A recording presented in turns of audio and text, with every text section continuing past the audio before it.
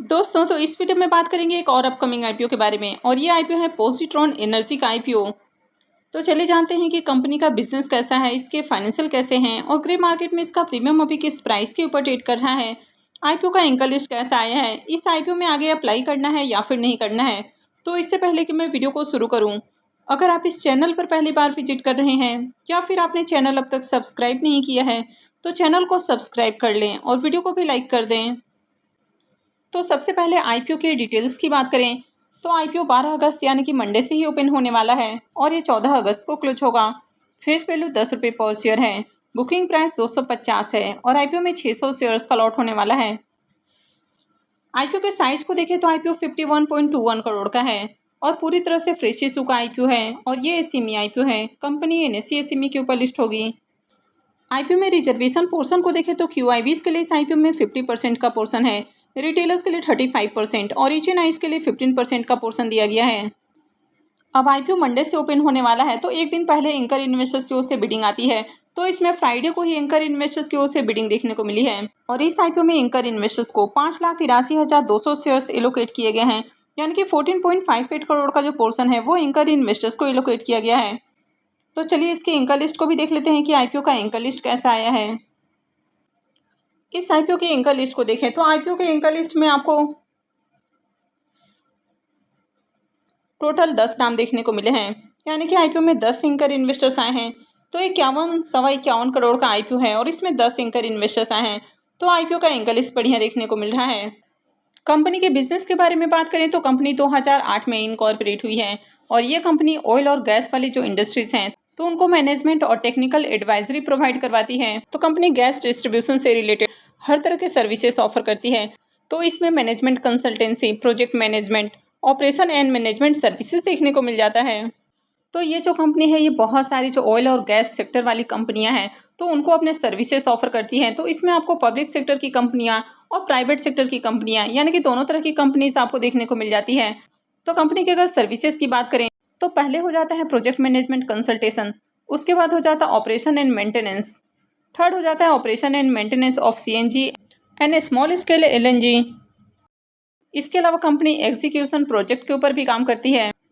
तो कंपनी का बिजनेस देखें तो कंपनी का बिजनेस अच्छा है और एक तरह से इसका मोनोपोली बिजनेस भी देखने को मिल जाता है। कंपनी के फाइनेंशियल को देखें तो यहाँ पर फाइनेंशियल 22, 23 और 24 3 सालों के कंप्लीट फाइनेंशियल देखने को मिल रहे हैं। तो सबसे पहले एसेट को देखें तो ईयर ऑन ईयर कंपनी के एसेट में उछाल देखने को मिला है। कंपनी के रेवेन्यू को भी देखें तो कंपनी का रेवेन्यू भी साल दर साल बढ़ते हुए देखने को मिल रहा है। कंपनी के प्रॉफिट आफ्टर टैक्स को देखें तो कंपनी के प्रॉफिट में भी इजाफा देखने को मिल रहा है।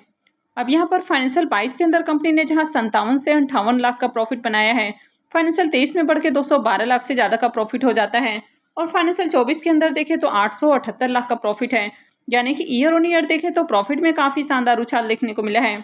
तो फाइनेंशियल 22 से 23 के बीच में देखें तो इसका जो प्रॉफिट है वो 3.5 गुना से ज़्यादा देखने को मिल रहा है और फाइनेंशियल 23 से 24 के बीच में देखें तो प्रॉफिट में 4 गुना का उछाल देखने को मिला है। कंपनी के नेटवर्थ को देखें तो कंपनी का नेटवर्थ भी बढ़ते हुए देखने को मिल रहा है और अगर कंपनी के रिजर्व की बात करें तो कंपनी का जो रिजर्व है वो भी कंटिन्यू इंक्रीज हुआ है। फाइनेंशियल 22 से लेकर 24 तक देखें तो इसका जो रिजर्व है वो करीब 3 गुना हो चुका है और कंपनी के बोरोइंग्स को भी देखें तो कंपनी के बोरोइंग्स भी काफ़ी तेजी से इंक्रीज हुआ है और फाइनेंशियल 22 से अब तक देखें तो इसका जो बोरोइंग्स है यानी कि इसका जो कर्ज है वो भी करीब 3 गुना हो गया है और कंपनी के ऊपर कर्ज भी आपको थोड़ा ज़्यादा देखने को मिल रहा है क्योंकि कंपनी के पास अगर रिजर्व को देखें तो ज़्यादा रिजर्व नहीं है और कंपनी आईपीओ से जो फंड रेज करने वाली है तो उसे कर्ज का भुगतान नहीं करेगी। तो ये जो डेट है आगे भी कंटिन्यू रहने वाला है। हालांकि डेट को छोड़कर बाकी के फाइनेंशियल को देखें तो बाकी के फाइनेंशियल काफ़ी अट्रैक्टिव हैं। तो कंपनी के अगर मार्केट कैप को देखें तो 190 करोड़ का मार्केट कैप है। आरओई और आरओसी नंबर को देखें तो दोनों ही नंबर आपको अट्रैक्टिव देखने को नहीं मिल रहा है, दोनों ही एक से नीचे ही आपको देखने को मिल रहा है। डेट टू इक्विटी रेशियो 0.69 का है। तो कंपनी के ऊपर डेट आपको थोड़ा ज़्यादा देखने को मिल रहा है लेकिन बहुत हेवी डेट भी नहीं है। रिटर्न ऑन नेटवर्थ को देखें तो ये भी 59.01 का है, तो ये अच्छा है और पैट मार्जिन भी देखें तो ये भी एवरेज देखने को मिल रहा है, ये भी ज़्यादा अट्रैक्टिव नहीं है। इसके पी मल्टीपल को देखें तो पी मल्टीपल 15.79 का है। तो कंपनी बहुत सस्ते प्राइस के ऊपर आईपीओ लेकर नहीं आई है पर बहुत ज़्यादा ओवर वैल्यूड भी प्राइस नहीं है। अब अगर इसके पीयर की बात करें तो मार्केट में इसके दूसरे पीयर्स कंपनी देखने को नहीं मिल रही है, क्योंकि ऑयल और गैस वाली तो बहुत सारी कंपनियां मार्केट में लिस्टेड हैं, लेकिन इस कंपनी का जो बिजनेस है वो थोड़ा डिफरेंट है। तो ये कंपनी ऑयल और गैस डिस्ट्रीब्यूशन वाली जो कंपनियां हैं तो उनको अपने सर्विसेज ऑफर करती है, यानी कि कंसल्टेंसी और मैनेजमेंट से रिलेटेड सर्विसेज ऑफर करती है। तो इसका बिजनेस थोड़ा डिफरेंट है, तो इस तरह की दूसरी मार्केट के अंदर कंपनी देखने को नहीं मिलती है।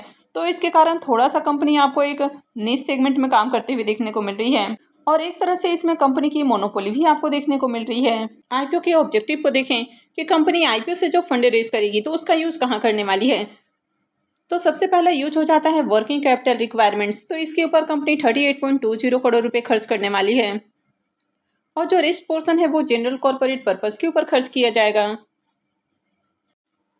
इस आईपीओ का lead manager beeline capital advisor private limited है। Link intime India private limited इसका रजिस्ट्रार है, और स्प्रेडेक्स एक्स सिक्योरिटीज इसका मार्केट मेकर है। आईपीओ में लॉट साइज को देखें तो आईपीओ में 600 शेयर्स का एक लॉट होने वाला है, और एक लॉट के ऊपर इन्वेस्टमेंट अमाउंट 1,50,000 रुपये रहेगा। तो अगर आप रिटेल पोर्शन से अप्लाई करते हैं तो आप मिनिमम और मैक्सिमम, यानी कि आप सिर्फ और सिर्फ एक ही लॉट के लिए अप्लाई कर सकते हैं। तो अगर आप इस सेमी आईपीओ में 2 लॉट या इससे ज़्यादा के लिए अप्लाई करते हैं तो फिर आप HNI पोर्शन में आते हैं। इस कंपनी में प्रमोटर्स की होल्डिंग अभी 98.56% है, और आईपीओ मार्केट में लिस्ट होने के बाद प्रमोटर्स की होल्डिंग 72% रहेगी। इस आईपीओ के शेड्यूल को देखें तो आईपीओ 12 अगस्त यानी कि मंडे से ओपन होने वाला है, और ये 14 अगस्त को क्लोज होगा। आईपीओ का अलॉटमेंट डेट 16 अगस्त होने वाला है, रिफंड डेट 19 अगस्त रहेगा, क्रेडिट डेट भी 19 अगस्त होने वाला है, और आईपीओ की लिस्टिंग 20 अगस्त को होगी। तो चलिए अब इसके प्रीमियम को देख लेते हैं कि प्रीमियम अभी किस प्राइस के ऊपर ट्रेड कर रहा है, और इस आईपीओ में आगे अप्लाई करना है या फिर नहीं करना है। पॉजिट्रॉन एनर्जी आईपीओ के प्रीमियम को देखें तो इसका प्रीमियम फिलहाल 150 रुपये के ऊपर ट्रेड कर रहा है, और आईपीओ में 600 शेयर्स का लॉट है। तो इस आईपीओ से 90,000 रुपये करीब प्रॉफिट हो सकता है। इसके प्रीमियम को देखें तो इसका प्रीमियम 60% के ऊपर ट्रेड कर रहा है। तो प्रीमियम को देखें तो प्रीमियम आपको अट्रैक्टिव प्राइस के ऊपर देखने को मिल रहा है। तो कंपनी के बिजनेस को देखें तो कंपनी का बिजनेस अच्छा है, और बिजनेस सेगमेंट भी यूनिक देखने को मिल रहा है। इसके अलावा कंपनी के फाइनेंशियल भी ओके हैं, हालांकि कंपनी के डेट को छोड़कर बाकी के फाइनेंशियल अट्रैक्टिव हैं, और कंपनी के ऊपर देखा जाए तो बहुत हेवी डेट भी नहीं है। आईपीओ का एंकर लिस्ट भी बढ़िया आया है, 51 करोड़ का आईपीओ है, और इसमें 10 एंकर इन्वेस्टर्स आए हैं। तो ओवरऑल देखा जाए तो आईपीओ काफ़ी अच्छा देखने को मिल रहा है, और ग्रे मार्केट में भी डिमांड आपको देखने को मिल रही है। तो इस आईपीओ में भी अप्लाई किया जा सकता है, यानी कि आप इस आईपीओ में भी अप्लाई कर सकते हैं। लेकिन कहीं भी अगर आपको रिस्क नहीं उठाना है तो पहले आप देख लें कि ओवरऑल मार्केट कैसा है, मार्केट आईपीओ को किस तरह रिस्पॉन्ड कर रहा है, और उसके बाद ही आप चाहें तो इसमें अप्लाई कर सकते हैं। यानी कि अगर आपको ज़्यादा रिस्क नहीं उठाना है तो आप इस आईपीओ में लास्ट डे में अप्लाई कर सकते हैं। लेकिन कहीं भी अप्लाई करने से पहले अपने रिस्क रिवॉर्ड को एनालाइज करें, और उसके बाद ही कहीं भी इन्वेस्टमेंट करें, और जो इन्वेस्टमेंट का डिसीजन है वो भी पूरी तरह से आपका अपना डिसीजन होना चाहिए। तो आई होप कि आपको वीडियो अच्छी लगी होगी। तो अगर आपने इस वीडियो को अब तक लाइक नहीं किया है तो वीडियो को लाइक कर दें, और चैनल को भी सब्सक्राइब करके रखें। और वीडियो को अंत तक देखने के लिए आप सबका बहुत बहुत धन्यवाद।